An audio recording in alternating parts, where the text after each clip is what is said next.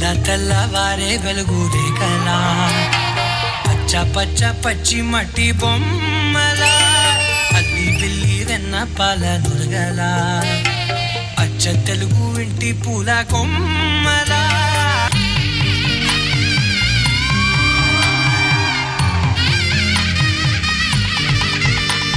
గిరజప్పుడు Kadire